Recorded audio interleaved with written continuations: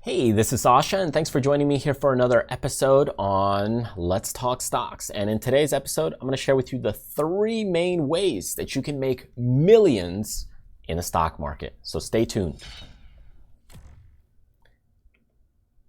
All right, so I think a lot of people are interested in, hey, how do I make a lot of money in the stock market? Or how do I just make a lot of money? You know, it doesn't matter where I make it. But I think you need to recognize that there is no such thing as fast money or get rich quick kind of things that really pan out in the real world. Sometimes it does happen. Hey, it does. Sometimes people get lucky. Sometimes you get a connection. Sometimes it just works out. You know, you were working at something for a few years and then maybe you get a connection to somebody else that you know or is very successful, and all of a sudden they blow up your business and it makes things go fantastic. But in most instances, the road to success is slow. In the investing world, it's the same thing. It's a slow road. It takes time to get your investments to pan out, to pay out. Because if you're investing through dividends, if you need stock appreciation, it takes time. You got to be patient. It's a crock pot world, even though we want things in a microwave way. We want results quick. So if you want to make millions in the stock market, there's really only three ways to do it. And I hate to burst your bubble. It takes time or give and take. There's a give and take in there. So I'm going to share with you those three ways. And it's really, you got to have a ton of capital, huge capital amount. You got to live a really long time, and you got to take on some major risks. So that's kind of the only way. And sometimes a combination of these things can help you pan out and, you know, grow your nest egg. So maybe you have a little more capital than the average person and you're willing to take on a little bit more risk. All of a sudden you can make a little bit more than the average Joe or the average person. For example, if you're investing early on, the same thing. You can make probably a lot more than the average person because many people don't start out till later in life to do the investment. So then you don't need as much major risks or take on major risk, and you don't need a ton of capital because you're starting out a lot sooner. So if you're interested kind of in what the three ways are, those are the three ways. Now, I'll go in detail and share with you why these are the three ways, even though most people, they want quick results. But really, these are the only three ways. And it's a combination between those two that kind of make up your risk profile. So take a look here. I've gotten three ticker symbols here. I got SPY, Microsoft, McDonald's. Currently, they're trading right around $302 a share for SPY, $138 a share for Microsoft, and McDonald's is trading around $213 per share. Now, the dividend payout per year on SPY is 5.73. Then for Microsoft, it's 1.84, and McDonald's is 4.64. That's per share. So your total per year, let's just say I invested, you know, and we're talking about here a huge amount of capital. If I went ahead and invested about 9.7 or almost 9.8 million, almost $10 million, it's at that point where my yearly dividend income is around $183,000 a year, which is kind of a mid to higher paying job in a doctor or, you know, an accountant or something along those lines. Say, for example, it's almost $10 million, right? And you're only getting $183,000 per year. If you're only investing, let's say 2,000 shares a piece, so we'll go ahead and change these to 2,000 each. So now you're putting in about $1 million, and you're only getting a return of about $25,000 for $1 million. Think about that.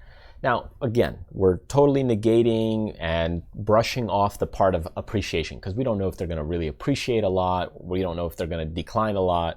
We're just talking about dividends, right? Let's just keep it simple.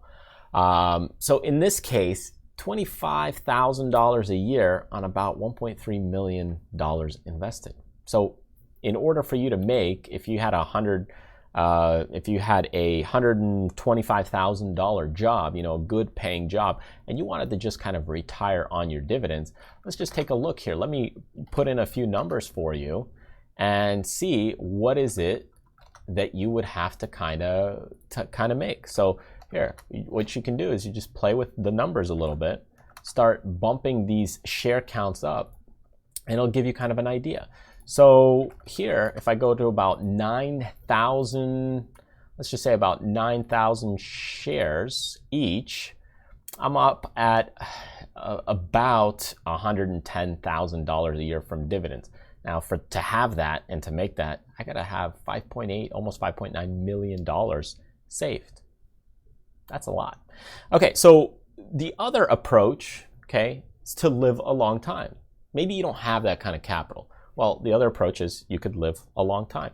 So let's say here, let's pull up Excel.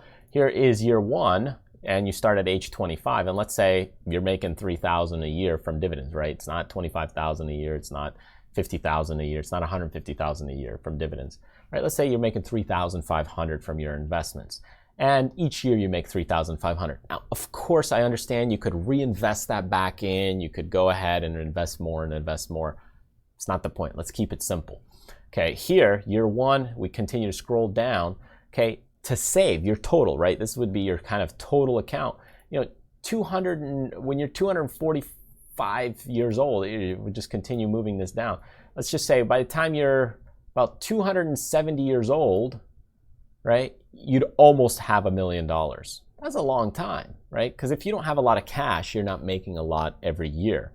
If you don't have a lot of cash, yeah, you might only be making $3,500 each year. And in that case, yeah, it'd take you a long time, maybe 100 years, maybe 150 years, maybe 200 years. And the third kind of approach, if you want to make millions, is to take on major risk, right?